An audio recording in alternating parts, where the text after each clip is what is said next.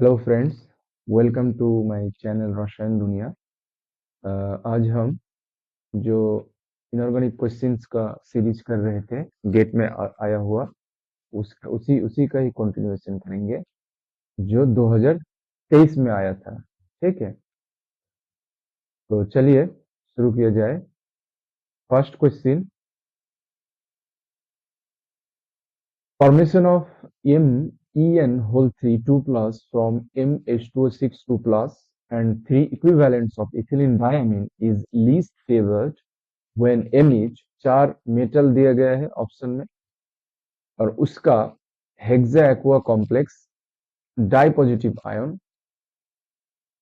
के साथ three equivalents ethylene diamine mix किया गया है, तो लीस्ट फेवर्ड कौन सा होगा अगर कॉम्प्लेक्स फॉर्म हो?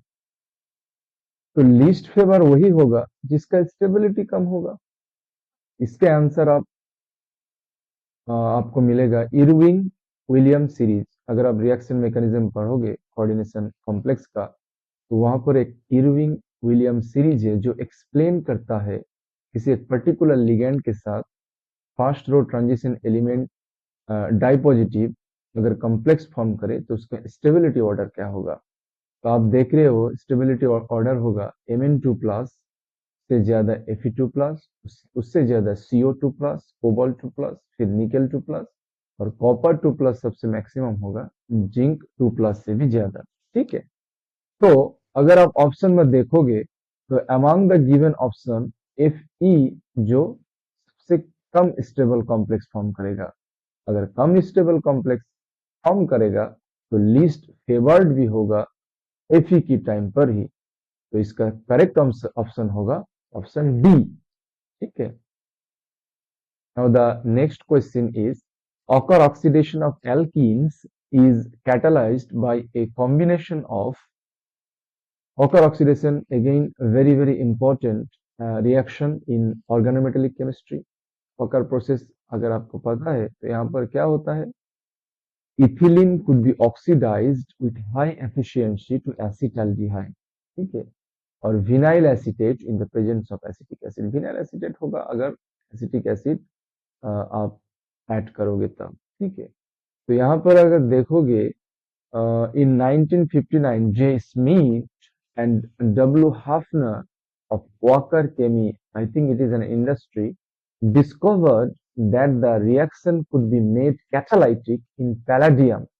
ठीक है, तो पैलाडियम एज ए कैटलिस्ट हम यूज करते हैं। कौन सा कंपाउंड?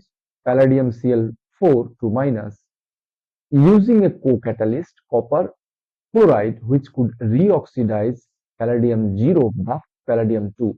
अगर आप लोग इसका कैटालिटिक साइकिल का रिएक्शन मैकेनिज्म देखोगे तो आप लोग देख पाओगे जो पैलाडियम Cl2 माइनस जिसमें पैलाडियम 2 प्लस है, ड्यूरिंग द रिएक्शन ये चेंज होता है पैलाडियम 0 पर इसका active form catalyst perform act करेगा तभी जब पैलाडियम 2 प्लस में रहेगा। तो 2 plus as transform into 0 it become inactive। तो पैलेडियम 0 को फिर से 2 प्लस करने में हेल्प करता है UCl2, तो एज ए को कैटलिस्ट यूज होता है। Correct combination is option A palladium 2 and copper 2। Okay, now the next question is for the conversion of platinum L, कोई भी एक लिगेंड जो ऑप्शन में है Cl3 minus to trans platinum L Cl2H2O, the trans effect is least when the ligand L is trans effect सबसे least किसका होगा among the given options। ठीक है, तो trans effect series करके एक सीरीज होता है जिसमें some of the ligands are present in increasing order with respect to their trans effect। तो अगर आप इस सीरीज को देखोगे लास्ट में आता है H2O वाटर एक्वा लिगेंड, तो इसका करेक्ट ऑप्शन होगा ऑप्शन ए जो लीस्ट होगा trans effect in case of H2O। आप लोग पूछोगे कि DMSO का है, एमोनिया तो है यहाँ पर, P2H4 तो यहाँ पर हाईएस्ट सीरीज पर है, लेकिन DMSO आप यहाँ पर ऐसे देखोगे अगर सल्फर के जरिए एक कोऑर्डिनेट करता है सल्फर कंटेनिंग जो लिगेंड है R2S, यहाँ पर SCN टॉइज, यहाँ पर SCN, वो भी H2O से आगे ही है। तो इसी कॉन्सेप्ट से अगर आप देखोगे तो DMSO ज्यादा होगा H2O से। अगर इसका फर्दर कोई एक्सप्लेनेशन मिले तो मैं कोशिश करूंगा वो आप लोगों को बताने के लिए, ठीक है। Now the next question is the coordinated copper center in the oxidized and reduced forms of plastocyanin exhibits longest bond with, ये बहुत ही conceptual question था। आपको अगर प्लास्टोसाइनिन का स्ट्रक्चर पता है, एक्टिव जो मेटल सेंटर के अराउंड जो कोऑर्डिनेशन स्फीयर है उसका अगर स्ट्रक्चर पता है तभी आप ये कर पाते थे, कर पाओगे।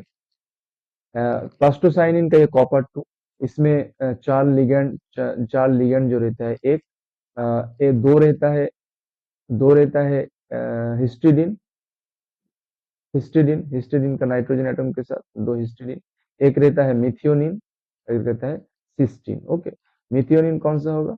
मिथियोनिन होगा दिस वन, ये सल्फर है, सल्फर के साथ CH3, फिर CH2 and remaining part are omitted to understand. Hydrogen भी यहाँ से रिमूव किया गया है, हाइड्रोजन नहीं है for the clarity.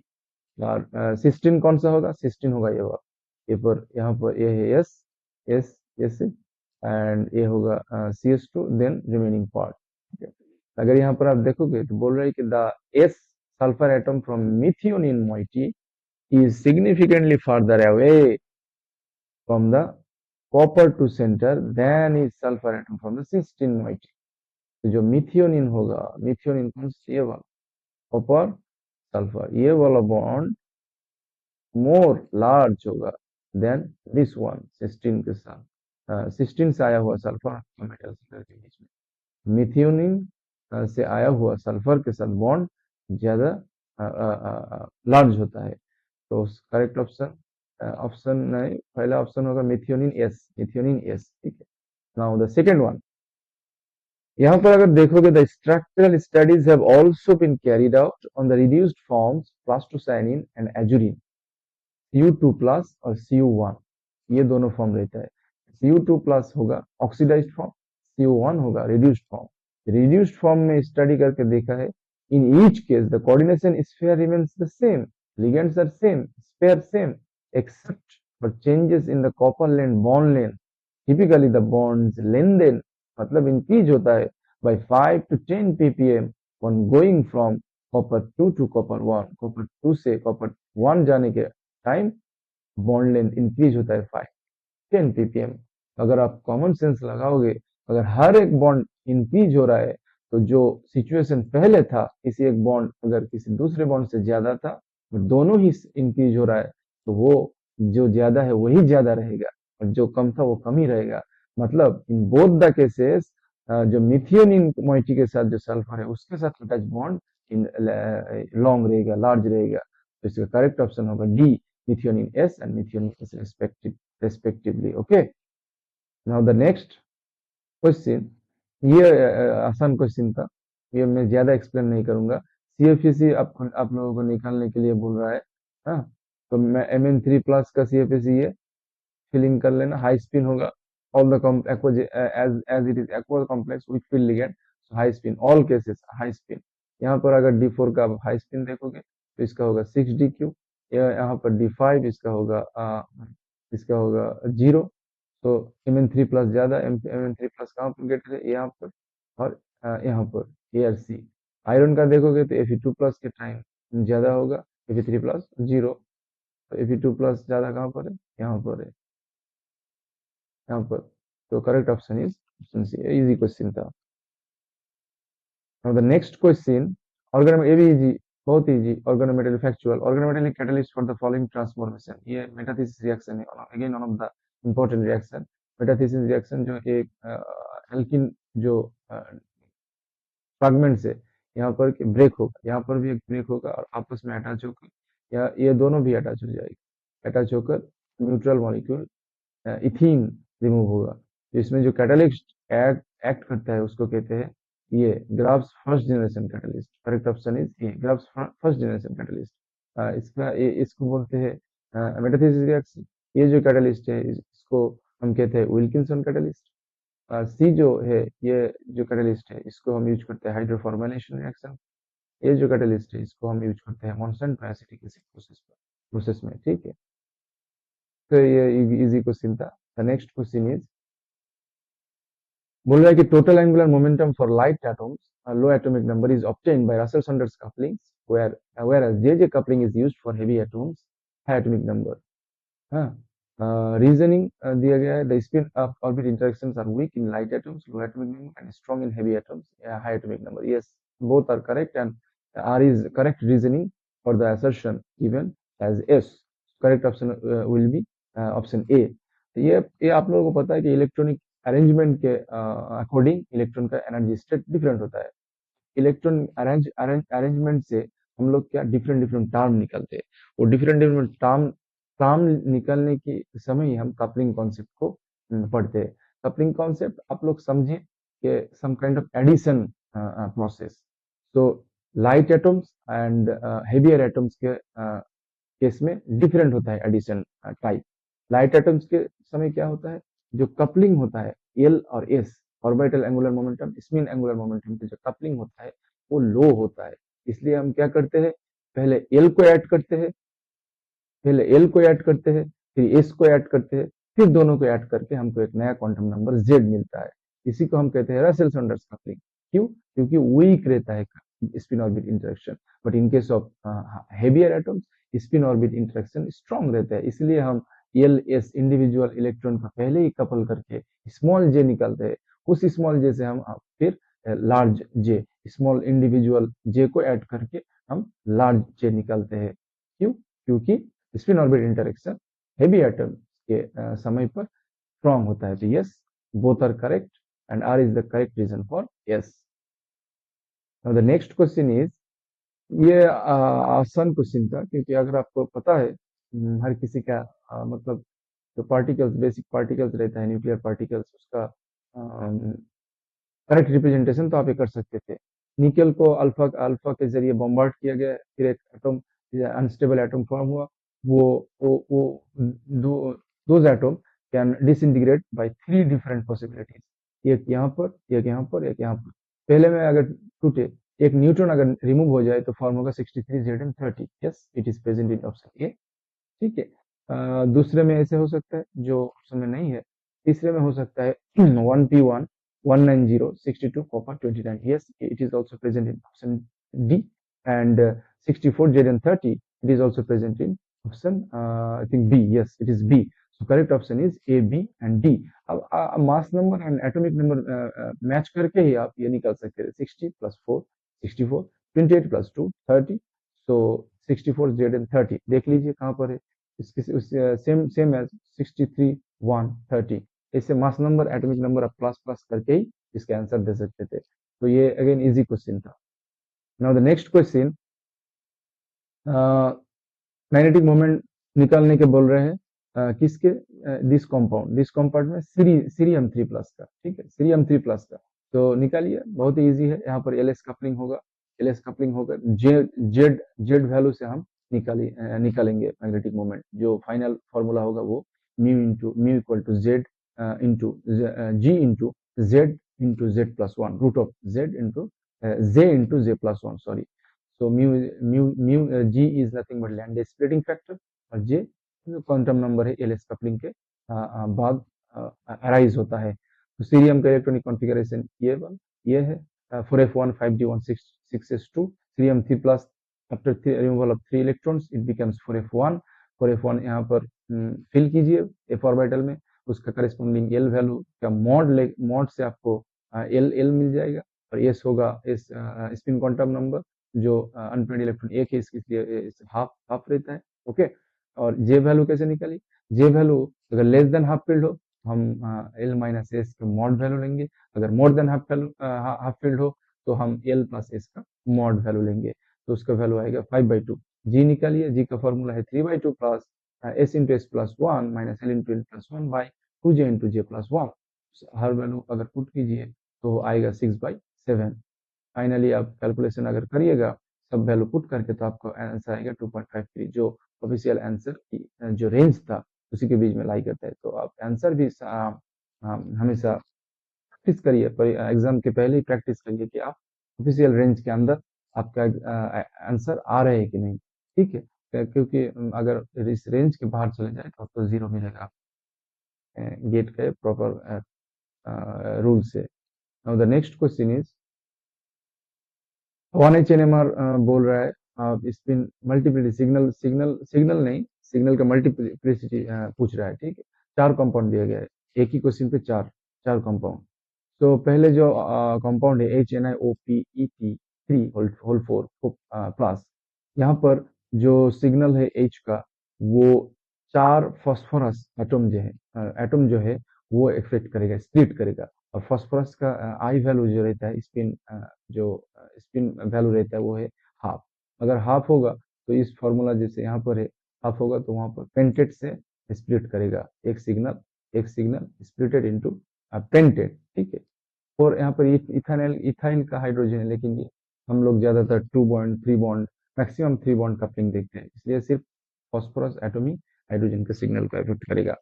Next question, next compound में PH2SiMeH, यहाँ पर इस एमी का 3 हाइड्रोजन और इस सिलिकॉन का 1 हाइड्रोजन।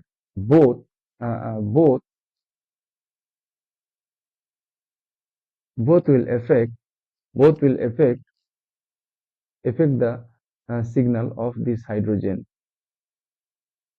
तो यहाँ पर 4 से तो पेंटेट ही आएगा, क्वार्टेट कैसे होगा? क्वार्टेट तो होगा 3 से।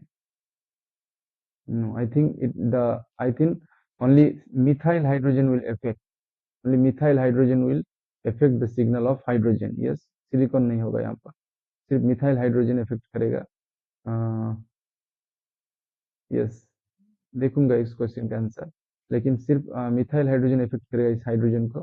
क्वार्टेट होगा। ठीक है, क्वार्टेट मतलब 4, पेंटेट मतलब 5, 4 पेंटेट। ठीक है, CH3, यहाँ पर 3 हाइड्रोजन और all are equivalent, so 3 hydrogen का एक ही सिग्नल मिलेगा और फॉस्फोरस एटम इफेक्ट करेगा सिग्नल को डबलेट में, स्प्लिट करेगा। एक phosphorus, half spin value, so it is obviously doublet.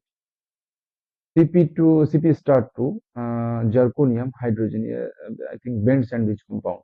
यहाँ पर 2 इक्विवेलेंट, यहाँ पर भी 2 हाइड्रोजन आर इक्विवेलेंट, और उसको इफेक्ट करने के लिए एनएमआर एक्टिव कोई भी न्यूक्लियस नहीं है आसपास में 2 बॉन्ड 3 बॉन्ड डिस्टेंस में, इसलिए सिग्नल विल रिमेन इंटैक्ट, इसमें signal will remain present as 1। ठीक है, तो यहाँ पर सिग्नल मिलेगा। इसे correct option is pentet, 2 quartet, 3 doublet and 4 singlet. यहाँ पर ठीक है, मैं देखूंगा यहाँ पर क्या है। Now the next question is, now the major product obtain by treatment, एक कॉम्प्लेक्स दिया गया सैंडविच कॉम्प्लेक्स, जिसको सोडियम मरकरी इथेनॉल इथेनॉल के जरिए से ट्रीट किया गया है। तो इसका आंसर होगा ऑप्शन सी। ये देखिए हाउसक्राफ्ट से लिया गया है इस पिक्चर को, तो आप देखिएगा एकदम ऑप्शन मैच हो रहा है। लेकिन यहाँ पर बी कॉशियस दैट C5H5 भी है, लेकिन ये C5H5 नहीं होगा, मेटल रिडक्शन होगा, यहाँ पर इलेक्ट्रॉन ट्रांसफर होगा, फिर एनायन फॉर्म होकर यहाँ पर क्या होगा, प्रोटॉन एक्सेप्ट करेगा सॉल्वेंट से। ठीक, प्रोटॉन एक्सेप्ट करके number of proton will be increase. ठीक है, इसलिए C5H7 निकेल, ये होगा right answer, option C. Now the next question, ये अभी सिंपल ही क्वेश्चन था। Orthosilicate, pyrosilicate, cyclic silicate and sheet silicate, सभी लोग सिलिकेट अगर पढ़ेगा तो ये रिमेम्बर रखता है कि कितने नंबर ऑफ कॉर्नर शेयर्ड रहता है। ये है सिलिकॉन का एक्चुअल स्ट्रक्चर, उसका 2D रिप्रेजेंटेशन। ये जो एटम है, जो जो सर्कल, ग्रीन सर्कल, वो ऊपर है अबव द प्लेन, और जो सिलिकॉन एटम है वो एक टेट्राहेड्रल का सेंटर में। ठीक, तो ऑर्थोसिलिकेट देखिए, ऑर्थोसिलिकेट मतलब एक ही SI4 माइनस यूनिट, तो इसमें तो कोई क्वेश्चन ही नहीं रहता है शेयर्ड कॉर्नर, ये जीरो होगा। जीरो कहाँ पर? ए और सी। फिर देखिए आप पायरोसिलिकेट में N1 रहता है, देखिए 1 एटम कनेक्टेड, 1 कॉर्नर कनेक्टेड, सो उसका 0 1 0 3, सो करेक्ट ऑप्शन इज ये। द्वितीय जो सेकंड है उसी से आंसर आ रहा है, ऑप्शन ए। अब साइक्लिक सिलिकेट देख लीजिए, साइक्लिक सिलिकेट में 2 कॉर्नर शेड रहता है, एक इसके अगर देखोगे तो 1 2, ठीक है। यहाँ पर भी देखोगे 1 2, इसके अगर देखोगे 1 2, ठीक है। ये वाला ऊपर में है। और सीट सिलिकेट में 3, किसी भी एक बीच कर लीजिए, 1 2 3, ये ऊपर में किसी के साथ अटैच नहीं है। सो three corners are attached in case of seat or phyllosilicates. तो इसका करेक्ट ऑप्शन होगा option A 0 1 2 and 3. For orthosilicate it is 0, for pyrosilicate it is 1, for cyclic silicate it is 2, and for seat silicate it is 3. Now the next question, yeah, good question. It is good question. Factual and concept both. The correct statement regarding myoglobin and hemoglobin are option A and option A क्या बोल रहा है कि अगर partial pressure low हो, partial pressure अगर लो हो, example भी दिया गया है 5 kilo pascal, then O2 affinity of hemoglobin lowers upon lowering the pH. Yes, it is right. अब अगर यहाँ पर मैंने ग्राफ भी इंसर्ट किया है कि आप देखोगे हीमोग्लोबिन का जो सिग्मोइडल कर्व है, ये नीच का 2, ये अगर देखोगे एक 7.6 6.8, ठीक है। 5 किलो पास्कल पर आप देखोगे तो यहाँ पर देखो 80% सैचुरेशन 7.6, पीएच अगर लो हो जाए 6.8 तो इट बिकम्स 40%। पीएच आप लो हो रहा है कितने में, पीएच लो हो रहा है 0.8 0.9 0.8 -0.8 से 40% डिक्रीज हो रहा है saturation. So it is right that at low partial pressure the O2 affinity of Hb lowers upon lowering the pH. यहाँ पर लिखा है it is highly significant that the curve is sigmoidal which indicates that अच्छा ठीक है, at low oxygen partial pressure and greater acidity hemoglobin has low affinity for O2. Yes, this low affinity enables a hemoglobin to transfer its O2 to myoglobin. Okay, so अगर partial pressure लो हो and pH अगर कम किया जाए तो affinity भी oxygen का haemoglobin के साथ डिक्रीज होता है, हायर प्रेशर पे सैचुरेटेड होता है, कार्ब कार्ब मार्च कर जाता है, ठीक है। Binding of the first O two molecule haemoglobin results in lower affinity for the binding of second O two molecule. No, it is wrong. हम कोऑपरेटिव मैकेनिज्म्स देखते हैं हीमोग्लोबिन के समय ऑक्सीजन बाइंडिंग के वक्त। क्यों? क्योंकि जो सॉल्वेज रहता है डिफरेंट पॉलीपेप्टाइड चेन वो वीक हो जाता है, फ्लेक्सिबल हो जाता है मॉलिक्यूल, इसलिए जो सब्सिक्वेंट ऑक्सीजन मॉलिक्यूल बाइंड होता है वो इजी होता है। Metal centre in deoxymyoglobin is low spin where it is high spin in the case of oxymyoglobin. No, it is wrong. अब देखिए यहाँ पर in the iron in deoxymyoglobin is 5 coordinated in high spin. Deoxy में high spin रहता है, यहाँ पर क्या बोल रहा है डीऑक्सी में लो स्पिन है, सो it is wrong and lies above the plane of the ring. ठीक है। Now the D option is on end of O2 binds to the metal center in oxymyoglobin, and the other end of the bound O2 is hydrogen bonded with imidazole NH of a distal histidine. ये ज्यादातर हम लोगों को पता नहीं रहता है। हम लोगों को तो ये पता रहता है कि आयरन जो एटम है हीमोग्लोबिन और मायोग्लोबिन में वो कौन से एटम के साथ कनेक्टेड है, कौन से एटम के साथ कनेक्टेड है हेक्सा कोऑर्डिनेटेड स्फीयर में। लेकिन जो ऑक्सीजन मॉलिक्यूल अटैच होता है उसका तो एक एंड का हमको पता है कि वो आयरन के साथ अटैच होता है, लेकिन दूसरा एंड नहीं पता है। तो आप यहाँ पर देखिए when O2 binds it is coordinated end on to the Fe atom, the electronic structure of which is turned by the F helix histidine ligand, ठीक है। The unbound F helix histidine ligand, the unbound end of the O2 molecule is fastened, मतलब strongly become bonded by a hydrogen bond, the imidazole NH of the histidine in helix E। यहाँ पर जो polypeptide chain foiled होकर surrounding में instant neighbour में आते हैं, उसी का एक हिस्टिडीन रेसिड्यू के नाइट्रोजन के साथ oxygen molecule hydrogen bonding show करता है। ब्यूटीफुल। एंड जो इसको कह रहे हैं जो हिस्टिडीन, ये वाला जो हिस्टिडीन कह रहा है वो बोल रहे हैं कि हेलिक्स ई नंबरिंग किए गए, नाम नोमेनक्लेचर किए गए हैं, हिस्टिडीन हेलिक्स ई से आ रहा है, और जो ये हिस्टिडीन जो आयरन के साथ अटैच है वो हेलिक्स एफ के साथ आ रहा है। तो ये आप रिमेंबर कर लेना कि हेलिक्स एफ के साथ हिस्टिडीन आ रहा है जो आयरन के साथ अटैच है, और हेलिक्स ई के साथ जो हिस्टिडीन है वो ऑक्सीजन के अनदर एंड को एंड के साथ अटैच हुआ है। तो इसका करेक्ट ऑप्शन होगा option A and option D. Okay, now the next question is the correct statement regarding CO2, CO whole 8 इसका करेक्ट ऑप्शन कौन कौन होगा, देखते हैं एक एक करके। It reacts with sodium to give NaCO4 minus, yes it is minus, overall charge minus, इसको कहते हैं कार्बोनिल एनायंस। कार्बोनिल एनायंस आप सिंपली फॉर्म कर सकते हो सिर्फ CO2 CO8 8 को N सोडियम मेटल के साथ रिएक्शन करके, यहाँ पर रिडक्शन रिएक्शन होगा और ये कॉम्प्लेक्स कंपाउंड फॉर्म होगा। ठीक है, तो it is right, it contains 3 bridging carbonyls. No it is wrong, क्यों, यहाँ पर स्ट्रक्चर दिया गया है, यहाँ पर सिर्फ 2 CO इन ब्रिजिंग है और रिमेनिंग 6 CO जो है वो टर्मिनल पोजीशन है। So it is wrong. It contains 3 bridging carbonyls. No, it is wrong. It can be prepared by reductive carbonylation. Yes, जो मेथड है इसका उसको कहते हैं रिडक्टिव कार्बोनाइलेशन। देखिए यहाँ पर reductive carbonylation, different different CO होता है, डिफरेंट डिफरेंट मेटल का different CO compound carbonyl compound रहता है। तो अदर्स के टाइम पर निकल Fe को आप सिंपली प्रिपेयर कर सकते हैं उसका करेस्पॉन्डिंग मेटल को लेकर, CO के प्रेशर में CO पुश कीजिए, मिक्स कीजिए, फॉर्म हो जाए। लेकिन इन case of in case of simple metal carbonyls आप रिडक्टिव कार्बोनाइलेशन यूज कर सकते हैं। कैसे, एक CO लीजिए और रिड्यूसिंग एजेंट लीजिए, मैंने मेटल ऑक्साइड, हैलाइड और अदर कंपाउंड। यहाँ पर जो अदर कंपाउंड, ये हैलाइड भी नहीं है, ऑक्साइड भी नहीं है, अदर कंपाउंड है OAC, और ये स्ट्रक्चर जो O2CMe, ये बोथ आर सेम। ठीक है, तो yes, it can be prepared by reductive carbonylation of COAC whole twice 4H2O. Two isomers exist in hexane solution. It is also right.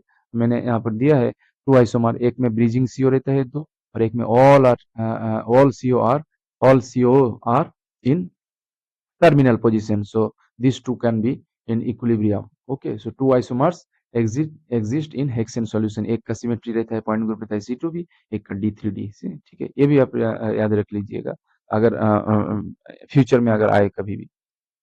तो इसका करेक्ट ऑप्शन होगा will be A, C and D. Okay, now the next question is, ये easy question था, आपको सिर्फ electronic configuration पता होना चाहिए लैंथेनम और एक्टिनम एलिमेंट का, सारे लैंथेनम है। ओके, फर्स्ट में देखिए 4F1 किसका है, जेनॉन 4F1। फर्स्ट में अगर देखोगे सीरियम 3+ में है, सीरियम यहाँ पर 5D, सीरियम अगर यहाँ पर 58 है तो इसका इलेक्ट्रॉनिक कॉन्फ़िगरेशन ग्राउंड स्टेट में ये होगा, एक्साइटेड स्टेट और 3+ ऑक्सीडेशन स्टेट में होगा 4F1। So option A will be right. in case of Na3LuCl6, it is also in +3। उसको अगर देखोगे अगर तो यहाँ पर होगा न्यूट्रल का ग्राउंड स्टेट में, यहाँ पर एक्साइटेड स्टेट में 3+, 4F14 ये नहीं होगा। ऑप्शन सी प्लासियोडाइमियम ऑक्साइड, यहाँ पर 4+4 है क्योंकि वो O2 2- मतलब -4, यहाँ पर इसलिए होगा +4 में अगर देखिए प्लासियोडाइमियम 59 ग्राउंड स्टेट 4F3 और प्लासियोडाइमियम 4+ होगा 4F1। ठीक है, तो ये भी आंसर होगा। और लास्ट में नियोडाइमियम यहाँ पर भी 3+ है, तो यहाँ पर ground state 60 4F4 6H2, neodymium अगर करोगे तो 4F3 होगा, तो ये नहीं होगा। Correct option will be A and C। Easy question था। Now the next question, I think it is last question. Last question is the correct statement main group chemistry का फॉर xenon डाइफ्लोराइड इज और are. देखते हैं एक एक करके। Its bonding is best explain by classical two centre two electron bonds. No, it is wrong. Classical two centre two electron bonds के help से आप ये इसका बॉन्डिंग एक्सप्लेन नहीं कर सकते हो। ठीक है, इसका एक्सप्लेनेशन है मेरे पास, लेकिन मैंने यहाँ पर देखिए सिंपली लिखा है xenon difluoride is hypervalent molecule. Yes, 8 already है xenon के पास, फिर 2 फ्लोरीन से अगर आएगा तो हो जाएगा 10। So xenon difluoride is a hypervalent molecule whose bonding cannot be adequately described by the simple two-center two-electron bond model because xenon 2+ ion हो जाएगा और violate the octet rule for the fluorine atom। two-center two-electron bond अगर होगा तो xenon 2+ हो जाएगा और fluorine octet rule violate करेगा, क्योंकि कोई इलेक्ट्रॉन अगर fluorine में चले जाए तो 9 हो जाएगा किसी एक XCF फ्रेगमेंट के लिए, दूसरे के लिए भी हो जाएगा 9। सो टू सेंटर टू इलेक्ट्रॉन जो बॉन्ड है उससे आप नहीं इसको एक्सप्लेन कर सकते हो। बी क्या बोले, it's bonding is best explain bye non classical 3 centre 4 electron bond. Yes, it can be explain by non classical 3 centre 4 electron bond, जो एमओटी के कॉन्सेप्ट से भी हम यूज करते हैं। जिसको मैंने यहाँ पर एमओटी का ग्राफ है जो नहीं दिया, लेकिन एक आपको आप देख लेना, एक डायग्राम है 3 सेंटर 4 इलेक्ट्रॉन बॉन्ड के, bond के regarding. So instead, its bonding is explained by the three-center four-electron bond model, often described using molecular orbital theory or Vesper theory. See, it contains 9 lone pairs of electron. Yes, it is. यहाँ पर देखिए, अगर दो bond यहाँ पर form हो तो यहाँ पर तीन, फ्लोरीन का तीन रहता है और इस वाले जो नीचे में फ्लोरीन है उसका भी तीन रहता है. तो it contains 9 lone pairs of electrons. It is right options. Its point group is d infinity h. Obviously, अगर सिमेट्रिक मॉलिक्यूल हो, लीनियर साइड एटम सेम हो किसी एक सेंट्रल एटम के अराउंड लीनियर अरेंजमेंट में, तो उसका डी इंफिनिटी एज होता है, क्योंकि जो प्रिंसिपल एक्सिस रहता है उसको हम कहते हैं सी इंफिनिटी एज, और कुछ परपेंडिकुलर प्लेन अगर एक पास हो प्रिंसिपल एटम के रेस्पेक्ट में, तो उसको हम कहते हैं सिग्मा एज. और अगर सिग्मा C2 भी रहता है एक प्रिंसिपल एक्सिस के अराउंड इनफाइनाइट नंबर, देन हम उसको पॉइंट ग्रुप कहते हैं डी इंफिनिटी एज. सो इसका correct answer will be B C D. These are the 16 questions which were asked in the GATE 2023 exam. आप लोग देख लेना.